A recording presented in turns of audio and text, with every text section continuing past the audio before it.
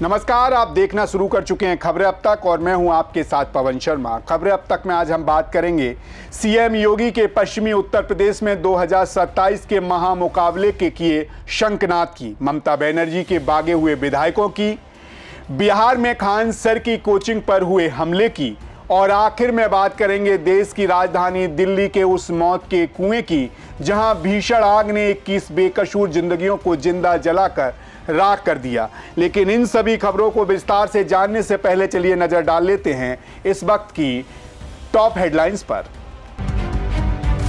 DK Shiv Kumar बने कर्नाटक के नए सीएम, राजभवन में ली शपथ। ईरान ने कुवैत पर दागी मिसाइलें और ड्रोन एयर डिफेंस ने किया नाकाम। पुलिस ने सुलझाई प्रयागराज हत्याकांड की गुत्थी, आरोपी शनि गुप्ता गिरफ्तार। शौर्या चौहान हत्याकांड के बाद बुलडोजर एक्शन, डासना में गिराया गया मदरसा। दिल्ली के मालवीय नगर के एक रेस्टोरेंट में लगी भीषण आग, 21 लोगों की मौत। कोचिंग सेंटर के बाहर गोलीबारी के बयान से पलटे खान सर, बोले उस वक्त समझ नहीं आया। पाताल में भी छुपे होंगे तो ढूंढ निकालेंगे, सीएम योगी की अपराधियों को वार्निंग। असद का एनकाउंटर काफी नहीं, बाकियों को भी ढेर करो, बोली साध्वी प्राची। गोल्ड सिल्वर की कीमतों में गिरावट, चांदी 3,300 रुपए सस्ती हुई, सोना 1,59,130 रुपए पहुंचा। रिकवरी की कोशिशों के बाद भी लाल निशान पर बंद हुआ शेयर बाजार, सेंसेक्स 304 अंक टूटा। हेडलाइंस के बाद खबरें अब तक में एक बार फिर आपका स्वागत है। तो चलिए शुरू करते हैं खबरों का सिलसिला और सबसे पहले बात करते हैं आज के पहले और खास मुद्दे के बारे में। साल 2027 के महामुकाबले की बिसात अभी से बिछनी शुरू हो गई है।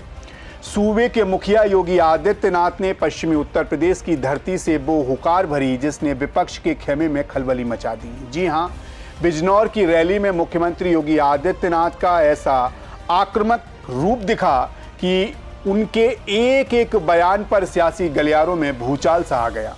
रोजगार और महंगाई जैसे घिसे पिटे मुद्दों को किनारे रखकर सीएम योगी ने सीधे उस नब्ज पर हाथ रख दिया जहां से उत्तर प्रदेश की सियासत का रुख बदलता है। गाजियाबाद के शौर्या चौहान हत्याकांड से लेकर नमाज, पाकिस्तान, गंगा और गाय पर मौलानाओं की खरी खरी सुनाकर सीएम ने साफ कर दिया कि 2027 का चुनाव किस पिच पर लड़ा जाएगा।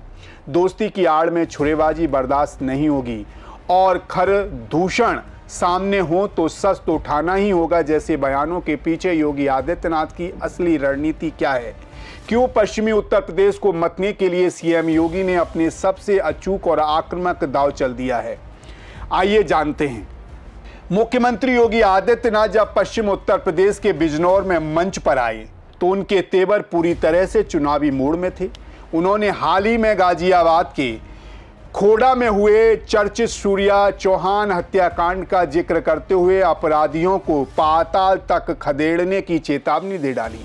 शौर्या चौहान की हत्या के आरोपी असद का नाम लिए बिना सीएम योगी ने दहाड़ते हुए कहा, दोस्ती की आड़ में छुरेबाजी करने की हिम्मत अब उत्तर प्रदेश में कोई नहीं कर सकता। ऐसी हरकतों को किसी भी कीमत पर बर्दाश्त नहीं किया जाएगा। कैसी दोस्ती आपने भी गाजियाबाद में देखा होगा।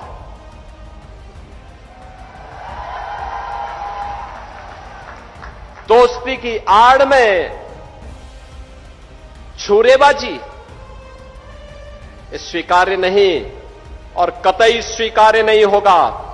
अगर कोई अपनी नालायक औलाद को समझा नहीं पा रहा है तो समझो कि गलती कर रहा है, गलती कर रहा है। याद रखना, हमारी संवेदना सामान्य नागरिकों के प्रति है। प्रधानमंत्री मोदी जी के नेतृत्व में पिछले 12 वर्ष में बिना भेदभाव के शासन की योजना का लाभ हर तबके को प्राप्त हुआ है। न जाति देखी गई, न क्षेत्र देखा गया, न भाषा देखी गई, न। सीएम ने मंच से कड़े शब्दों में कहा कि जो भी कानून व्यवस्था के साथ खिलवाड़ करेगा उसे भारी कीमत चुकानी होगी। ऐसी नालायक औलादों को सबक सिखाना सरकार को अच्छी तरह आता है। वहीं भाषण को और धार देते हुए सीएम योगी ने त्रेता युग के राक्षसों खरदूषण का उदाहरण दिया, जिन्होंने कहा कि अगर सामने खरदूषण जैसी आसुरी प्रकृतियां खड़ी हों तो समाज की रक्षा के लिए शस्त्र उठाना ही होगा। उनके इस बयान ने रैली में मौजूद भीड़ में जबरदस्त जोश भर दिया। देखिए, अहिंसा और करुणा ये मानवता के भूषण है, किंतु शस्त्र उठाना होगा अगर सामने खरदूषण है। भगवान कृष्ण ने भी यही कहा था, परित्राणाय साधूनाम विनाशाय च दुष्कृताम। सज्जनों के लिए ही हम सज्जन बने, दुर्जनों के लिए नहीं। वहीं योगी आदित्यनाथ ने इसके साथ ही गंगा, नमाज और पाकिस्तान का जिक्र करके ध्रुवीकरण की बहस को सीधे केंद्र में लाकर खड़ा कर दिया। ऐसे में अब सवाल ये उठता है कि आखिर चुनाव से पहले सीएम योगी विकास, रोजगार और महंगाई की बात छोड़कर अचानक इतने आक्रामक क्यों हो गए हैं? तो इसका जवाब छिपा है साल 2027 के उत्तर प्रदेश विधानसभा चुनाव की रणनीति में। जी हां, राजनीति का नियम है कि जो अपना एजेंडा पहले से सेट करता है, बाजी उसी के हाथ लगती है। योगी आदित्यनाथ विपक्ष को रोजगार या स्थानीय मुद्दों पर घेराबंदी करने का मौका नहीं देना चाहते। उन्होंने गाय, पाकिस्तान, नवाज, मौलवी जैसे मुद्दों को उछालकर पूरी राजनीति को राष्ट्रवाद बनाम तुष्टीकरण पर लाकर खड़ा कर दिया है। जब बहस उन मुद्दों पर होगी तो जातियों में बटा हिंदू समाज एक छतरी के नीचे आने को मजबूर होगा। यही भारतीय जनता पार्टी की जीत का सबसे अचूक फॉर्मूला रहा है। दरअसल उत्तर प्रदेश के पश्चिम में देश के सबसे संवेदनशील और राजनीतिक रूप से सबसे जागरूक इलाका माना जाता है। चुनावी लिहाज से ये क्षेत्र सत्ता की चाबी है, जहां विधानसभा की कुल 136 सीटें आती हैं। इस इलाके में सहारनपुर मंडल, मेरठ मंडल, मुरादाबाद मंडल, बरेली मंडल, अलीगढ़ मंडल और आगरा मंडल के रसूखदार जिले शामिल हैं। पिछले 2022 के विधानसभा चुनाव में इस इलाके में भारतीय जनता पार्टी गठबंधन ने प्रचंड प्रदर्शन करते हुए 93 सीटों पर कब्जा जमाया था, जबकि समाजवादी पार्टी महज 43 सीटों पर सिमट गई थी। आपको बता दें, पूर्व मुख्यमंत्री अखिलेश यादव 2024 के लोकसभा चुनाव से ही पीडीए का नारा बुलंद कर रहे हैं। लोकसभा चुनाव में इस नारे ने भारतीय जनता पार्टी को बड़ा नुकसान पहुंचाया था। पश्चिमी उत्तर प्रदेश के कई जिले मुसलमान बाहुल हैं। अगर अखिलेश यादव यहां मुस्लिम वोटों के साथ जाटव और गैर यादव ओबीसी जातियों को जोड़ने में कामयाब हो जाते हैं तो ये भारतीय जनता पार्टी के लिए तबाही का सबक बन सकता है। इसी पीडीए के चक्रव्यूह को तोड़ने के लिए योगी आदित्यनाथ ने हिंदू मुस्लिम राजनीति की धार देना शुरू कर दिया है, या यूं कहें तेज कर दिया है। दरअसल 2022 के चुनाव में पश्चिम उत्तर प्रदेश का समीकरण अलग था। तब जयंत चौधरी की राष्ट्रीय लोकदल अखिलेश यादव के साथ थी, जिसके कारण जाट मुस्लिम गठबंधन ने मुजफ्फरनगर, शामली, बागपत की बेल्ट में भारतीय जनता पार्टी को कड़ी टक्कर दी थी।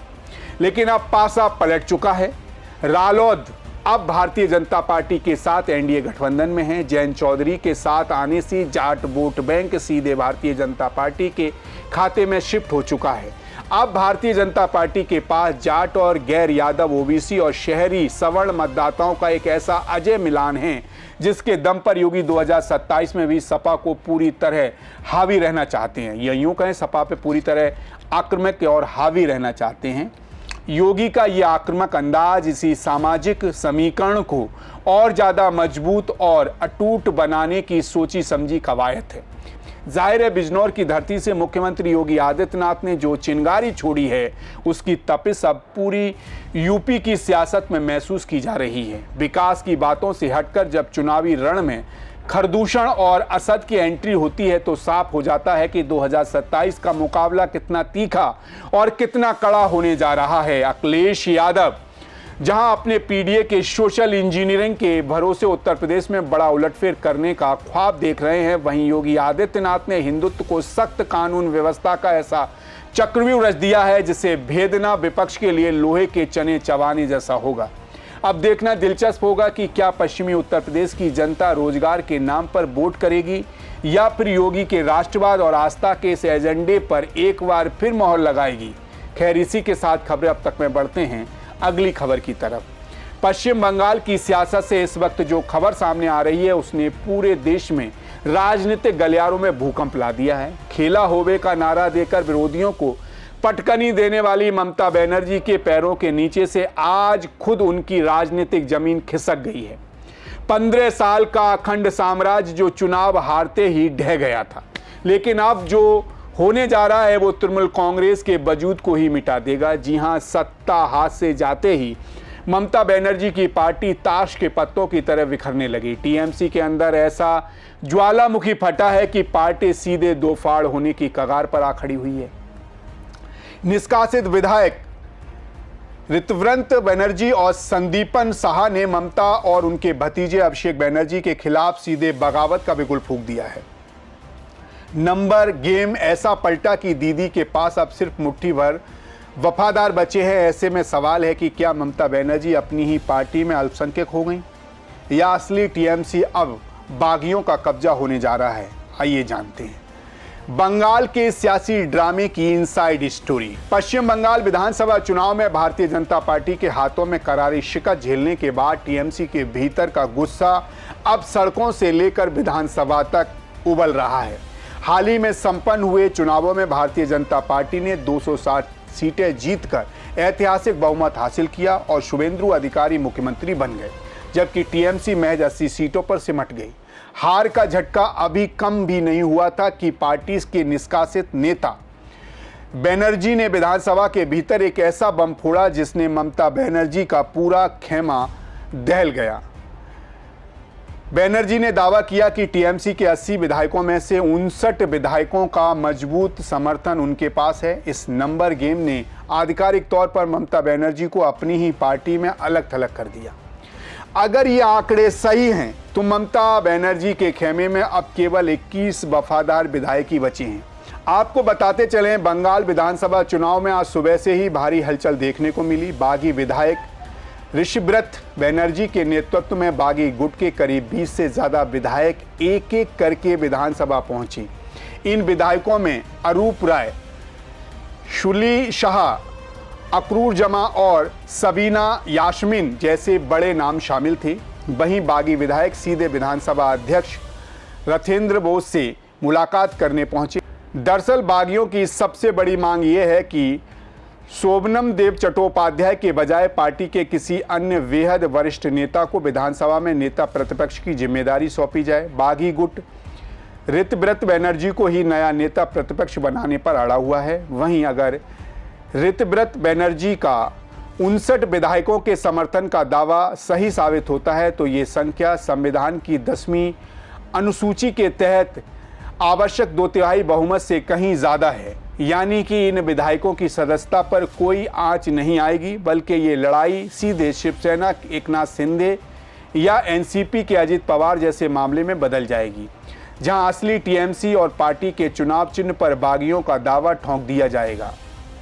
दरअसल इस ऐतिहासिक पतन के सिर पीछे सिर्फ राजनीतिक महत्वाकांक्षा नहीं, बल्कि जनता का वो गुस्सा है जो कट मनी और सिंडिकेट राज के खिलाफ फूट पड़ा है। बंगाल के कोने कोने से भ्रष्टाचार की ऐसी कहानियां आ रही हैं जो रोंगटे खड़े कर देने वाली हैं। जी हां, पिछले दिनों कूच बिहार में टीएमसी के एक नेता ने बाकायदा लाउड स्पीकर पर अनाउंसमेंट करवाया कि जिसने मुझे प्रधानमंत्री आवास योजना के लिए कट मनी दिया है वो आकर अपना पैसा वापस ले जाए। ग्रामीणों ने इस नेता को 5,000 से 25,000 रुपए तक की घूस दी थी। वहीं अब जलपाईगुड़ी में एक गरीब दंपत्ति ने शिकायत दर्ज कराई कि स्थानीय टीएमसी नेता प्रधानमंत्री आवास योजना के तहत पक्का घर दिलाने के नाम पर कट मनी ली और अब लौटा नहीं रहा है। पुलिस ने आरोपी को गिरफ्तार कर लिया है। हैरानी की बात तो ये है कि अब तक जो सिर्फ बीजेपी लगती थी वही आरोप अब टीएमसी के बागी नेता भी लगा रहे हैं। बागी नेताओं ने खुलेआम ममता बनर्जी के भतीजे अभिषेक बनर्जी को घूस का सरगना करार दे दिया है। कोयला तस्करी, मवेशी तस्करी और शिक्षक भर्ती घोटाले की जांच की सुई हमेशा अभिषेक के इर्द गिर्द घूमती रही, जिसने जनता के बीच भतीजा टैक्स के नैरेटिव को सच साबित कर दिया। आपको बता दें, इस बगावत की पटकथा रविवार और सोमवार को ही लिख दी गई थी।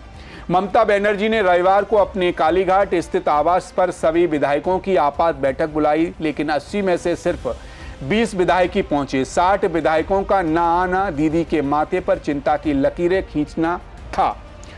सोमवार रात को कोलकाता के विधायक हॉस्टल में ऋतव्रत बनर्जी और संदीपन शाह ने इन नाराज विधायकों के साथ गुप्त बैठक की, जहां 59 विधायकों ने बगावत के समर्थन पत्र पर अपने हस्ताक्षर ठोक दिए यानी कर दिए। वहीं मंगलवार को ममता बनर्जी ने जब इस बगावत के खिलाफ धरना दिया तो वहां का नज़ारा बेहद चौंकाने वाला था।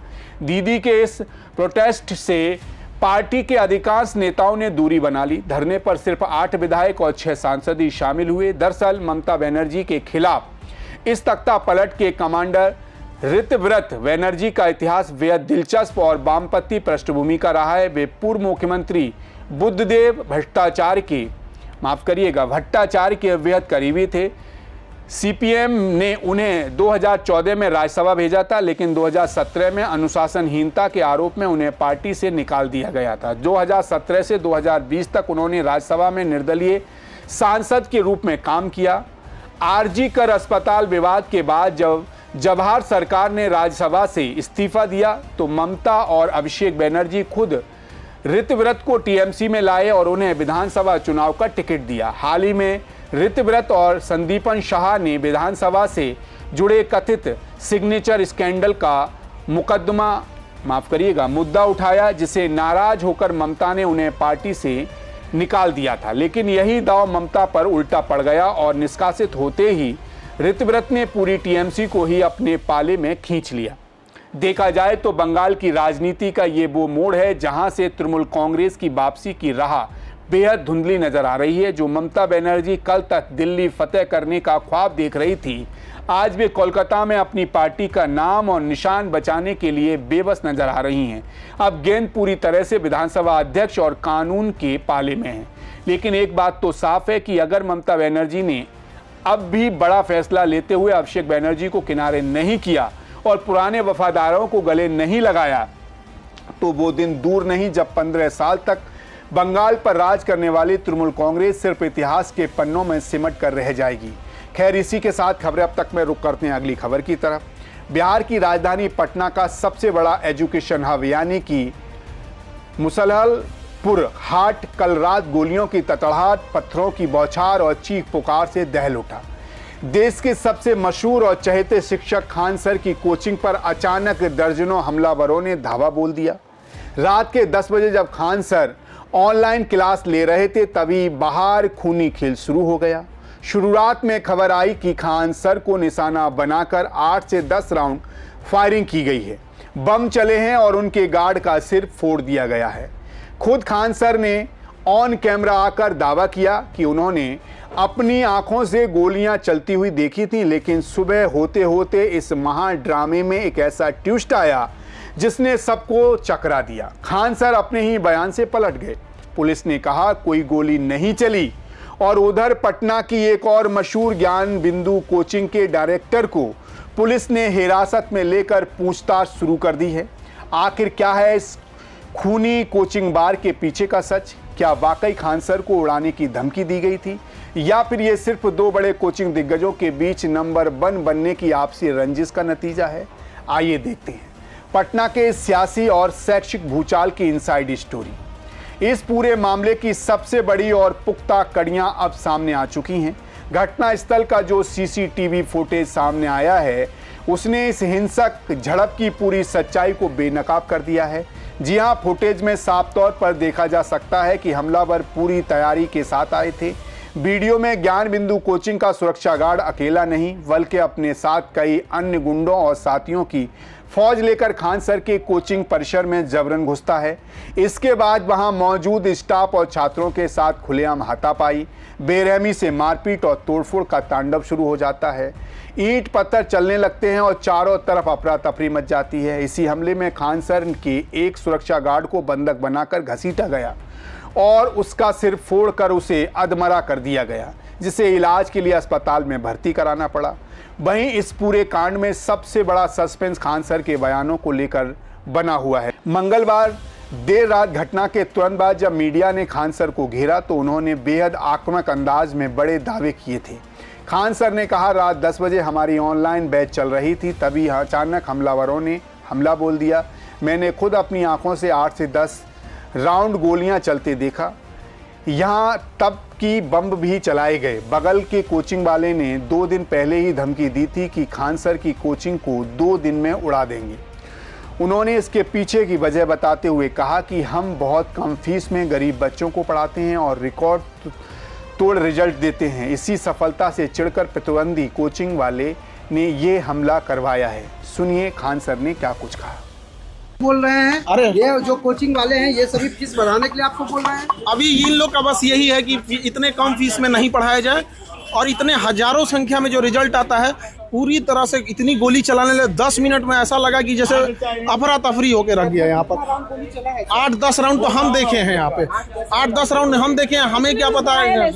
अभी PMCH में एडमिट है, उसका पूरा सर फाड़ दिया गया है यहाँ पर। सर क्या लगता है कौन क्या होगा ये? बगल की कोचिंग वाले। सर आप खुद मौजूद थे यहाँ जब फायरिंग हो रही थी? बिल्कुल, ये देखिए मेरा गार्ड है ये। अच्छा, इसका ये पूरी तरह से खून से इसको लहू लुहान कर दिया गया यहाँ पे।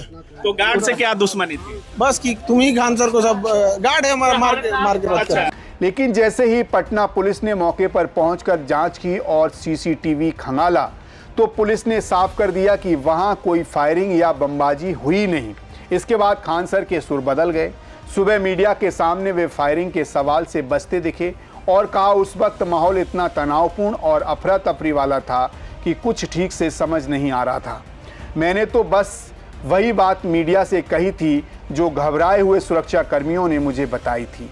आपको बता दें, पटना पुलिस ने इस मामले में बेहद कड़ा रुख अख्तियार किया है। शुरुआती जांच और CCTV फुटेज के आधार पर पुलिस ने इस पूरे मामले के पीछे पटना के ही एक और बेहद मशहूर कोचिंग ज्ञान बिंदु GS एकेडमी का हाथ बताया है। पुलिस के आला अधिकारियों के मुताबिक यह हमला ज्ञान बिंदु कोचिंग के डायरेक्टर के इशारे पर ही उनके स्टाफ ने किया था। इसके तुरंत बाद पुलिस ने कड़ी कार्रवाई करते हुए ज्ञान बिंदु के डायरेक्टर और मशहूर शिक्षक रोशन आनंद को हिरासत में ले लिया है। रोशन आनंद के अलावा एक और शिक्षक, 2 अन्य लोगों को भी पुलिस ने उठाया है। इन सभी को किसी गुप्त स्थान पर ले जाकर विशेष टीम द्वारा कड़ी पूछताछ की जा रही है। पुलिस सूत्रों का कहना है कि खान सर और रोशन आनंद दोनों ही पटना में दरोगा पुलिस भर्ती और अन्य प्रतियोगी परीक्षाओं के सबसे बड़े नाम हैं। हाल ही में बिहार पुलिस भर्ती परीक्षा के नतीजे में खान सर के संस्थान ने हजारों छात्रों का सिलेक्शन हुआ था। पुलिस को शक है कि इसी रिजल्ट और कम फीस को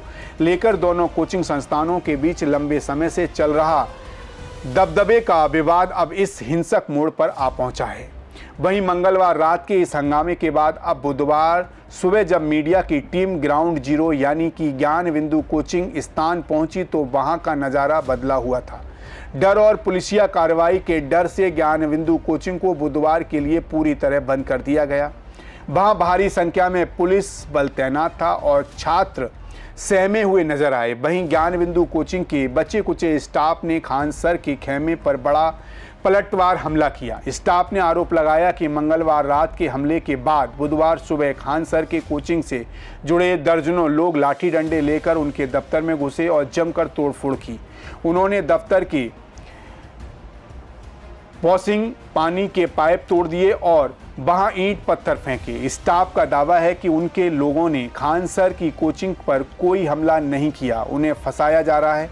वहीं दूसरी तरफ अपने चहेते शिक्षक खान सर पर हुए इस कथित हमले और उनके गार्ड को लहूलुहान किए जाने की खबर जैसे ही सुबह छात्रों तक पहुंची, पूरे पटना में बवाल मच गया। सुबह कोचिंग पढ़ने पहुंचे हजारों छात्र क्लासरूम छोड़कर सड़कों पर उतर आए। मुसल्लहारपुर हाट के मुख्य चौराहे को छात्रों ने चारों तरफ से घेर लिया।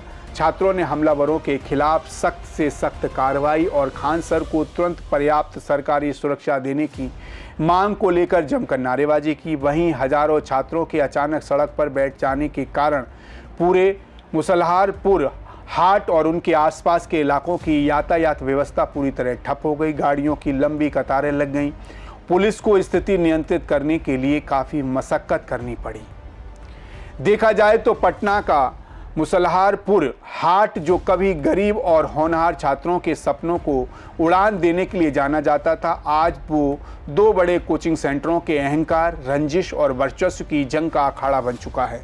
खान सर भले ही अपने फायरिंग वाले बयान से पीछे हट गए हों, लेकिन सीसीटीवी गवाही दे रही है कि शिक्षक के इस मंदिर में जो कुछ हुआ वो किसी गैंगवार से कम ना था। ऐसे में सवाल ये उठता है कि करोड़ों रुपए कमाने वाले ये बड़े बड़े शिक्षक बच्चों को भविष्य बनाना सिखा रहे हैं या खुद ही बाहुबल के दम पर एक दूसरे को मिटाने पर तुले हैं। पटना पुलिस ने ज्ञानबिंदु के डायरेक्टर रोशन आनंद को हिरासत में लेकर जांच तो तेज कर दी है, लेकिन इस घटना ने बिहार की कानून व्यवस्था और शिक्षा जगत की साख पर एक बहुत बड़ा दाग लगा दिया है। अब देखना होगा कि सम्राट चौधरी के सुशासन की पुलिस इस कोचिंग सिंडिकेट के खिलाफ क्या नज़ीर पेश करती है। खैर, जाते जाते आपको आज के एक और अहम मुद्दे से रूबरू कराते हैं। देश की राजधानी दिल्ली का पौष इलाका मालवीय नगर आज सुबह चीख पुकार, धुएं के काले गुबार और बिछती हुई लाशों से दहल उठा।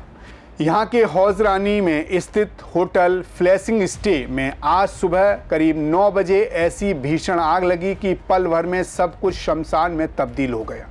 इस खौफनाक अग्निकांड में अब तक 21 लोगों की दर्दनाक मौत हो चुकी है, जिसमें कई विदेशी नागरिक भी शामिल हैं। आपको बता दें, आग इतनी भीषण थी कि जान बचाने के लोग चौथी मंजिल से नीचे कूद रहे थे और नीचे खड़े स्थानीय लोग सड़क पर गद्दे बिछाकर उन्हें बचा रहे थे। लेकिन इन पूरी त्रासदी के पीछे जो सच निकलकर सामने आया, उसे सुनकर आपका खून खौल उठेगा।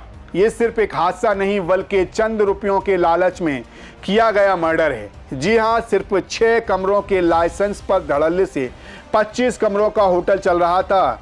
रेस्क्यू ऑपरेशन के दौरान जब दिल्ली पुलिस और दमकल विभाग की टीमें होटल के अंदर घुसी तो वहां का मंजर देखकर उनकी रूह कांप उठी। होटल के बेसमेंट में कई लोगों को रखा गया था, लेकिन सबसे हैरान करने वाली बात यह थी कि बेसमेंट से बाहर निकलने का सिर्फ एक ही रास्ता था और उस पर बाहर से ताला जड़ा हुआ था। पुलिस ने कटर से ताला काटकर लोगों को बाहर निकाला। इस बहुमंजिला इमारत को इस कदर अवैध तरीके से बनाया गया था कि इसमें अंदर फंसे लोगों को सुरक्षित बाहर निकालने के लिए कोई वैकल्पिक इमरजेंसी एग्जिट भी नहीं था। निकलने का रास्ता ही नहीं था, आने जाने का सिर्फ एक ही मुख्य रास्ता था और बदकिस्मती से आग सबसे पहले इसी रास्ते पर लगी, जिससे लोगों का भागना नामुमकिन हो गया। वहीं जांच में प्रशासन के पैरों के नीचे से जमीन खिसक गई है। दिल्ली सरकार ने इस होटल को सिर्फ 6 कमरों के संचालन की मंजूरी दी थी, लेकिन नियमों की धज्जियां उड़ाते हुए मालिक ने यहां 25 कमरे बना दिए, जिनमें से कई कमरे नियमों के खिलाफ बेसमेंट में चल रहे थे। होटल का मुख्य मालिक इस इलाके में नहीं बल्कि बाहरी व्यक्ति है, जो कभी यहां आता है कभी नहीं।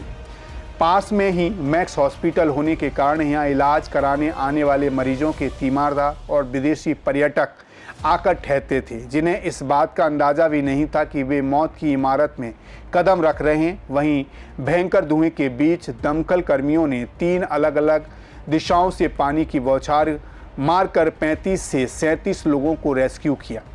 घायलों को तुरंत अस्पताल में भर्ती कराया गया, जहां कई की हालत अब भी नाजुक बनी हुई है। दूसरी तरफ इस दर्दनाक हादसे पर प्रधानमंत्री कार्यालय ने गहरा दुख जताया है। पीएमएनआरएफ ने प्रत्येक मृतक के परिवारजनों को 2 लाख रुपए की अनुग्रह राशि और सभी घायलों को 50,000 रुपए की आर्थिक मदद देने का ऐलान किया है। साथ ही दिल्ली के एलजी और मुख्यमंत्री रेखा गुप्ता ने भी शोक संतप्त परिवारों के प्रति संवेदना व्यक्त की है और सभी जांच एजेंसियों को पूरी मुस्तैदी से काम करने और दोषियों के खिलाफ सख्त से सख्त कानूनी कार्रवाई करने के निर्देश दिए हैं। लेकिन आपको बता दें कि मालवीय नगर का ये अग्निकांड कोई पहला हादसा नहीं, बल्कि ये नतीजा उस भ्रष्ट सिस्टम और मकान मालिकों के लालच का है, जो चंद पैसों के लिए लोगों की जिंदगियों को दांव पर लगा देते हैं। 6 कमरों की आड़ में 25 कमरों का होटल चलाना और बेसमेंट में इंसानों को बंद करके बाहर ताला लगा देना, ये लापरवाही नहीं, सीधा सीधा अपराध है। पीएमओ से लेकर दिल्ली सरकार तक ने मुआवजे और जांच के आदेश तो दे दिए हैं, लेकिन सवाल वही है कि क्या इन 21 मासूमों की जान वापस आएगी? क्या इस बार जांच सिर्फ कागजों तक सीमित रहेगी या फिर इस अवैध धंधे के असली गुनहगारों को ऐसी सजा मिले जिससे देखकर पूरी दिल्ली के अवैध होटल मालिक कांप उठें? तो आज खबरें अब तक में हमने आपको देश की 4 ऐसी बड़ी तस्वीरें दिखाई जो व्यवस्था पर, सियासत पर और हमारे समाज पर गहरे सवाल खड़े करती हैं। चाहे वो उत्तर प्रदेश में 2027 के चुनावी बिसात पर खेला जा रहा ध्रुवीकरण का दाव हो या फिर पश्चिम बंगाल में ममता बनर्जी के राजनीतिक वजूद को मिटाने पर तुली अपनों की ही बगावत। इन सभी खबरों के पीछे एक ही कड़वा सच है कि जब जब कुर्सी, पैसा और लालच इंसानी मूल्यों से बड़ा हो जाता है, तब तब जनता को इसी तरह की त्रासदियों और धोखे का सामना करना पड़ता है। अब देखना ये होगा कि क्या दिल्ली के इन 21 मुसाफिरों को इंसाफ मिलेगा या पटना में शिक्षा का मंदिर दोबारा पवित्र हो पाएगा, और क्या बंगाल से लेकर उत्तर प्रदेश की जनता सिर्फ सियासी एजेंडे पर मोहर लगाएगी या फिर अपनी बुनियादी हक के लिए सवाल पूछेगी। फिलहाल खबरें अब तक में आज के लिए बस इतना ही। फिर आपसे मुलाकात होगी कुछ और नई खबरें और उनके पीछे छिपे बड़े सच के साथ। तब तक आप बने रहिए सी न्यूज़ भारत के साथ। हर खबर आपके साथ, आपके हाथ। नमस्कार।